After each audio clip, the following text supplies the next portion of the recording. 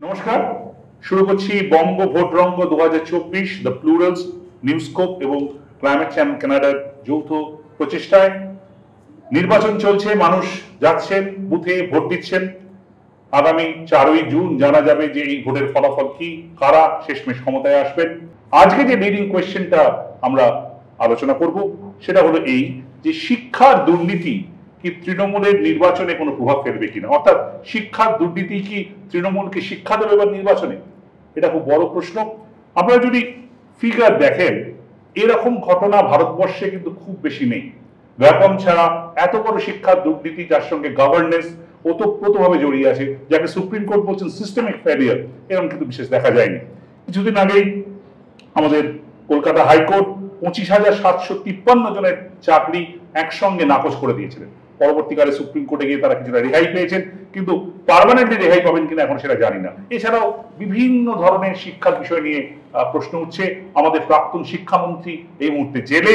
সুতরাং সব মিলিয়ে শিক্ষার দিক থেকে তৃণমূল সরকার বেশ খানিকটা বেকায়দায়, এটা মেনে নেওয়াই যায়।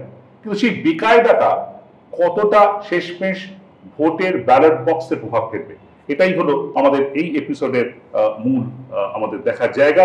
আমার সঙ্গে রয়েছেন শ্রী বিশ্বনাথ চক্রবর্তী, যিনি বিশেষজ্ঞ, রাজনৈতিক পলিটিক্যাল কমেন্টেটর এবং এই পুরো বিষয়টা নিয়ে চর্চা করছেন, দেখছেন সামনে থেকে। আমার সঙ্গে রয়েছেন কুমার রানা, সমাজকর্মী, সমাজবিদ, যিনি কাজ করছেন এই বিষয়গুলো নিয়ে। আমার সঙ্গে রয়েছেন সাংবাদিক বুড়শিব দাশগুপ্ত। আমরা যে জিনিসটা দিয়ে শুরু করব, আমি বিশ্বনাথবাবুর কাছে আসি। এই যে প্রশ্নটা যে শিক্ষায় এই যে দুর্নীতি, এবং দুর্নীতিটা এখন অফিসিয়াল, কেননা যখন পশ্চিমবঙ্গের একটা দপ্তর গিয়ে সুপ্রিম কোর্টে বলছে না না না 20,000 না 5,000 লোক, কখনো 8,000 লোক বেআইনি হয়েছিল, তবে তারা মেনে নিচ্ছেন বেআইনি হয়েছে, এটা নিয়ে কোনো আলোচনার অবকাশ নেই। এটা নির্বাচনে, আপনি তো খুব ক্লোজ থেকে নির্বাচন দেখছেন, সার্ভের সঙ্গে যুক্ত, নির্বাচনে শেষমেশ কতটা ফল ফেলবে বলে মনে হয়? সর্বভারতীয় ক্ষেত্রে যদি দেখি, তাহলে ভ্যাকম দুর্নীতির পরেও বিজেপি জয়ী হয়েছিল, অথচ বিজেপি এই দুর্নীতির অভিযোগে অভিযুক্ত ছিল। আবার ওম প্রকাশ চৌথালা হরিয়ানাতে ব্যাপক দুর্নীতির জন্য জেলে গিয়েছিলেন উনি, এবং চৌথালার দলটাই ভেঙে গিয়েছিল এই দুর্নীতির প্রশ্নে, ফলে সেখানে প্রভাব পড়েছিল হরিয়ানাতে। আবার ত্রিপুরাতে 10,000-এর বেশি প্রাথমিক শিক্ষক, তাদেরকে বেনিয়মে নিয়োগ করা হয়েছিল, সুপ্রিম কোর্ট তাদের নিয়োগপত্র বাতিল করে দিয়েছিল। তার প্রভাব কিন্তু বিধানসভা নির্বাচনে ব্যাপকভাবে পড়েছিল, এবং ত্রিপুরাতে সিপিআইএম এর পরাজয়ের একটা অন্যতম কারণ ছিল সেটা। কিন্তু পশ্চিমবাংলার ক্ষেত্রে যদি আবার দেখি, ইতিহাসগত জায়গা থেকে যদি দেখি, তাহলে দেখবো যে এই তৃণমূল কংগ্রেস সরকার ক্ষমতায় আসার পরে এখানে সারদার মতন দুর্নীতির অভিযোগ এসেছিল, যেখানে সাধারণ মানুষ, ছোট ছোট প্রান্তিক মানুষ তারা টাকা জমিয়েছিলেন বেসরকারি সংস্থায়, এবং সেই টাকা তৃণমূল কংগ্রেসের নেতারা আত্মসাৎ করেছে। এই অভিযোগে অভিযুক্ত থাকার পরেও কিন্তু তৃণমূল কংগ্রেসের ভোট ব্যাংকে বিরাট প্রভাব পড়েনি। আবার নারদার মতন একটা স্টিং অপারেশনের তৃণমূলের একাধিক নেতা টাকা নিচ্ছে, সেটা মানুষ চাক্ষুষ করেছে নির্বাচনের কয়েকদিন আগে, সেখানে বিরাট কোনো প্রভাব কিন্তু আমরা দেখতে পাইনি। এবং এর পরেও যদি আমরা দেখি যে 100 দিনের কাজে দুর্নীতিটার অভিযোগটা আজকে তো আসছিল না, বহুদিন থেকে, তৃণমূল আসার পর থেকে র্যাম্পেন্ট করাপশনের অভিযোগ আসছিল। আবাস যোজনা, অর্থাৎ প্রধানমন্ত্রী আবাস যোজনার টাকা নিয়ে 9-6 করার অভিযোগ বারবার আসছিল। তৃণমূলের লোকরা সিন্ডিকেট চালায়, টাকা পয়সা রোজগার করে, এই নিয়ে অভিযোগ বিস্তর আসছিল, কিন্তু তৃণমূলের ভোট ব্যাংকে এর প্রভাব পড়েনি। তাহলে কি বাঙালির মানসিকতার পরিবর্তন এসছে? যে বাঙালি অন্তত পক্ষে, তার বিরুদ্ধে এই অভিযোগটা ছিল না যে বাঙালি দুর্নীতি করছে, তাহলে বাঙালি দুর্নীতি করতে পারে না, বাঙালি সাহসের অভাব, এটা বলা হয়। শুধু তাই নয়, বাঙালির আর যাই হোক শিক্ষিত, মার্জিত এবং দুর্নীতির থেকে কিছুটা মুক্ত, এইটা সাধারণত অন্যরকম একটা ভাবনা ছিল। বাঙালি সাথে দুর্নীতির অভিযোগ আমার মনে হয় আম জনতার জায়গা থেকে কম ছিল, পারসেপশনের জায়গা থেকে। দুর্নীতি ছিল না, নিশ্চয়ই অল্প বিস্তর নানা জায়গায় দুর্নীতি ছিল, কিন্তু পারসেপশনের জায়গা থেকে বাঙালি জাতি হিসেবে দুর্নীতির অভিযোগটা ছিল না। এবার যে প্রশ্নটা আসছে, এবার তাদের প্রভাবটা কেন পড়ছে না, তার হচ্ছে না বলে মনে হয়। আমার কিন্তু এইবারও মনে হচ্ছে এই নির্বাচনেও দুর্নীতি ডেফিনেটলি আলোচনার ইস্যু, কিন্তু দুর্নীতির ভিত্তিতে তৃণমূল কংগ্রেস হেরে যাবে বা বিজেপি জিতে যাবে আমার একেবারেই মনে হচ্ছে না। আমি বলবো this is actually class politics, যে দুটো ক্লাস তৈরি হয়ে গেছে। যারা দুর্নীতির বিরুদ্ধে কথা বলছেন, যে ছাত্রছাত্রীরা আজকে ধর্ণা দিচ্ছেন, আমার সম্পূর্ণ সহানুভূতি আছে তাদের প্রতি। কিন্তু ইস্যুটা এই রকম, যে ইস্যুটা সেটা তাদের চাকরির ইস্যু, অর্থাৎ তারা সমাজে একটু এগিয়ে থাকা লোকজন, এবং যারা এটার জন্য যে টাকা দিয়েছে, বলছে যে টাকা দেওয়া হয়েছে ইত্যাদি ইত্যাদি, আছে বলে দিয়েছে, যার নেই সেই সংখ্যাটা তো বিরাট। এবং তাদের এই ক্ষেত্রে এক ধরনের বিচ্ছিন্নতা তৈরি হয়ে যাচ্ছে, যে আমি কেন ওইটা নিয়ে আমি কেন কথা বলবো, আমার কথা বলার কি প্রয়োজন আছে, আমি তো কানেক্টেড ফিল করছি না। আমি বহুদিন আগে 2006 সালে একজন ক্ষেত মজুর নেতা আমাকে বলেছিলেন, বামপন্থী ক্ষেত মজুর নেতা আমাকে বলেছিলেন, আমি মৃত্যু পর্যন্ত আমি সিপিএম থাকবো, কিন্তু আপনি জেনে রাখুন এই পার্টিটা থাকবে না। আমি বলছি কেন? বলছি এরা যে দাবিটা করছে সেই দাবি, তার সঙ্গে আমার কি যোগ? আমার ছেলে মেয়ে তারা তো চাকরি পাবে না, চাকরি তো পাবে শিক্ষিত বেকার ছেলে মেয়েরা। সুতরাং দুর্নীতির যে বিভাজন, যে দুর্নীতিটার শিকার কারা হলো, এটা একটা ইম্পর্টেন্ট ব্যাপার। বসুন্ধরা, ধরুন আপনি এতদিন ধরে সাংবাদিকতা করছেন, আজকে বোফোর্সের সময় আমরা দেখেছি মাত্র 67 কোটি টাকা, যদি আমি ভুল না করে থাকি, সেই নিয়ে দেশ এপার ওপার হয়ে গেল। তাহলে কি রিয়েলি মানে মিডিয়া তো কি মনে হচ্ছে, আমি মিডিয়াটা খুব ক্লোজলি ফলো করে নিজের কাজের সূত্রে সব মিলিয়ে, যে সত্যি সত্যি কি মানে দুর্নীতি আর ম্যাটার করছে না পলিটিক্যাল ডিসকোর্সে কোথাও? অ্যাকচুয়ালি মিডিয়ার ব্যাপারটা আমি পরে আসছি। মিডিয়ার রোলটা খুব দুঃখজনক, কিন্তু বিশ্ববাবু যেটা বললেন যে দুর্নীতি আজকাল খুব একটা ম্যাটার করে না, সেটা কিন্তু ঠিক না। কারণ আমরা দেখেছি বিশ্বনাথ প্রতাপ সিং এর সময় যে স্লোগানটা উঠেছে, গলিগলি চোর হয়, রাজীব গান্ধী চোর হয়, সেটা কিন্তু এফেক্ট করেছে, রাজীব গান্ধী কিন্তু ফিরেছে। সেটা বলা যায় না যে দুর্নীতির জন্য আর একটা মেজর ইস্যু, যার জন্য কিন্তু একটা পলিটিক্যাল ইম্প্যাক্ট হয়েছে। কিন্তু এখানে যে হবে না, এটা আমরা এখন প্রথমেই বলে দিতে পারি। হ্যাঁ, এটা ঠিক যে আমাদের এখানে নারদা যখন হয়েছে, সেই দুর্নীতির জন্য সেই ইম্প্যাক্ট হয়নি। আবার তৃণমূল ফিরে এসছে, তৃণমূলের সময় গুলো হয়েছে, কিন্তু তখন তারা কিন্তু ওটাকে ডাইভার্ট করে দিতে পেরেছে, বলছে আমাদের সময় তো নয়, সাধারণত লেফটের সময় হয়েছে, এইভাবে জিনিসটাকে ডাইভার্ট করতে পেরে। কিন্তু তৃণমূলের নেতাদের দেখা গেছে হাতে টাকা নিচ্ছে, ভিডিও ভালো দেখা গেছে, কিন্তু এর প্রত্যেকটারই একটা দুর্নীতির প্রত্যেকটারই একটা হিস্ট্রি আছে। এটা শিক্ষার ব্যাপারটা এখানে ন্যাচুরালি আমাদের বাঙালিদের, আমরা শিক্ষিত একটা সমাজ বা এইরকম আমাদের একটা ফিলিং আমরা মানে আমরা থাকি, এবং সেটা আমরা অন্য স্টেটে যখন যাই এখন ওরকম ভাবে হাসাহাসি করে, কিরকম শিক্ষিত ভদ্রলোক, ওনার এখন একটা হাসাহাসি পাত্র হয়ে আছে আমরা এখন যেই ঘটনাগুলো ঘটছি। তার এটা আমরা আগের বার যেটা আমরা বলছিলাম, যে একটা নিজেদের একটা আত্মসম্মান বোধের কিন্তু ধাক্কা পাচ্ছে, এটার কিন্তু একটা ইম্প্যাক্ট আছে। একজন মন্ত্রীর বান্ধবীর পরিবার থেকে 50 কোটি টাকা বা তার বেশি পাওয়া গেল, এই যে জিনিসগুলো থেকে সেই টাকা তো নিশ্চয়ই, এমনকি একটা ভাইস চ্যান্সেলর অ্যাপয়েন্টমেন্টের জায়গায় টাকা পয়সার লেনদেন হয়। এটা আমি মিডিয়ার পার্টে আসি, তবে তার আগে আমি একটু বিষয় করে আসি। আমি একটু পলিটিক্সে ঢোকার চেষ্টা করছি। এই যে রিসেন্টলি প্রায় 25,000-এর উপর, 25,753 জনের চাকরি গিয়েছিল, পরবর্তীকালে আবার সেটা রেস্টোর করেছে ফর দ্য টাইম বিং।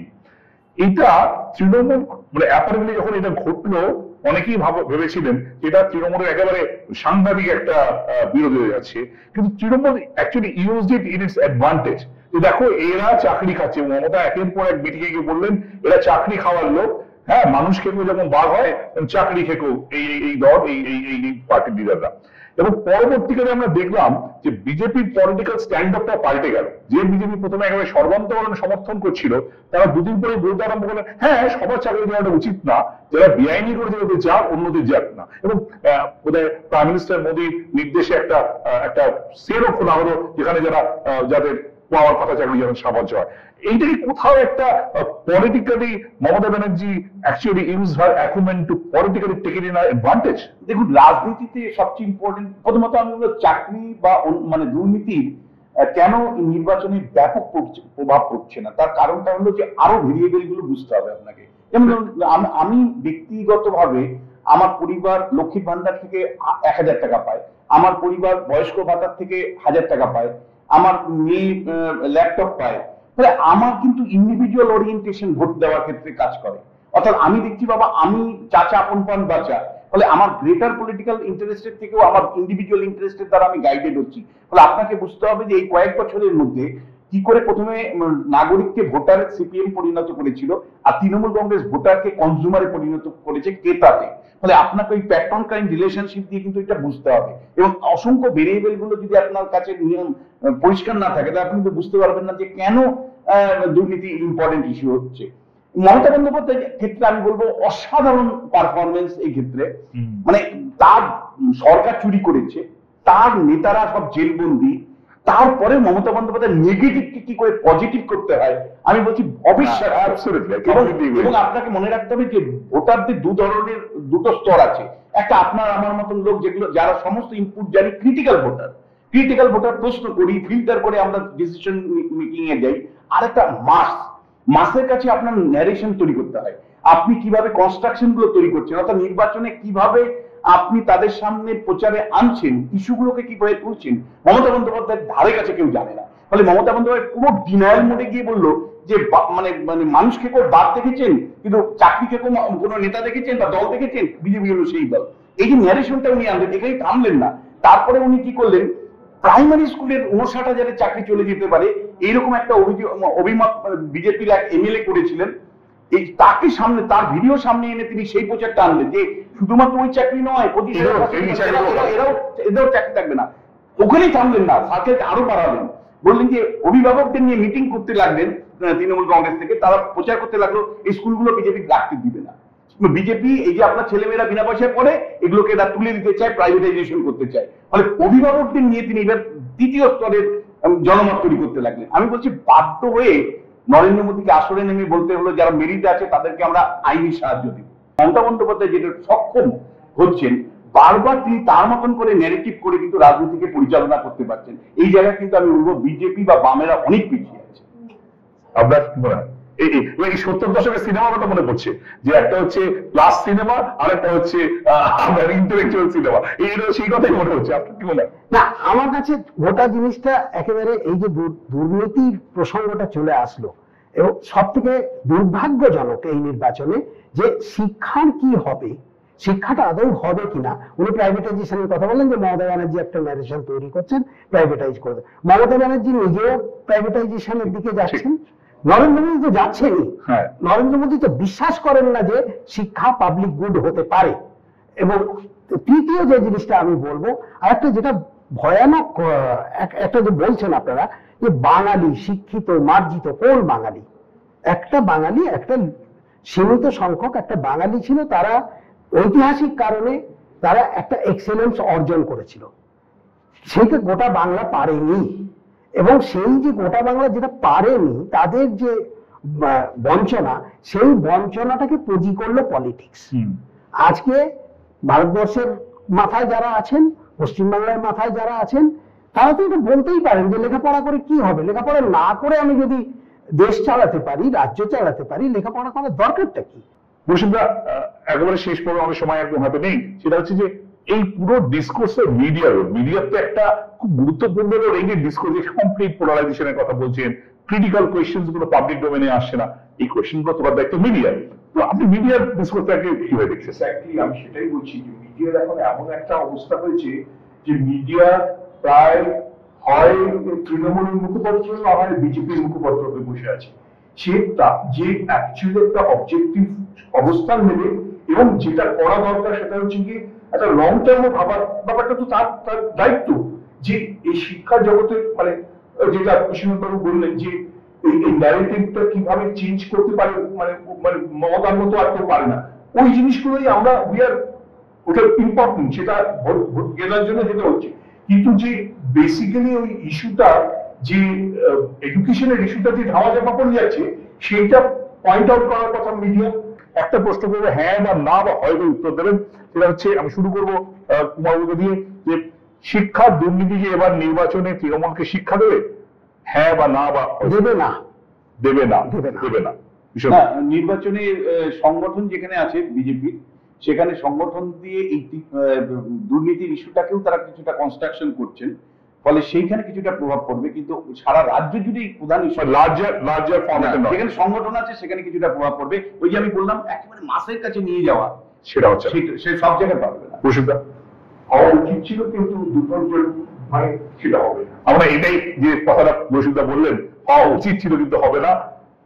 শিক্ষার দুর্নীতি তৃণমূলকে শিক্ষা দেবে কি দেবে না এই প্রশ্নের উত্তরে যা আলোচনায় যেটা বেরোলো সেটা হচ্ছে এই যে অনেক অনেক অনেক ধরনের সমস্যা আছে, তৃণমূল হয়তো চাপে পড়বে কোনো কোনো জায়গায় যেটা উনি বলছেন, কিন্তু সব মিলিয়ে বোধহয় এটা ডিফাইনিং ইস্যু হয়ে দাঁড়াবে না। অনেকেই আমরা ভাবছিলাম যে শিক্ষামন্ত্রী জেলে, ওপরে পুরো তৃণমূলের বা শিক্ষা দপ্তরে সবাই জেলে, এত হাজার লোকের চাকরি যাচ্ছে, এটা হয়তো সাংঘাতিক ইম্প্যাক্ট করবে। বোধহয় সেই ইম্প্যাক্ট পড়বে না বলেই আজকের আগ্রহ বেরিয়ে এলো। শেষ করছি, অনেক ধন্যবাদ সবাই।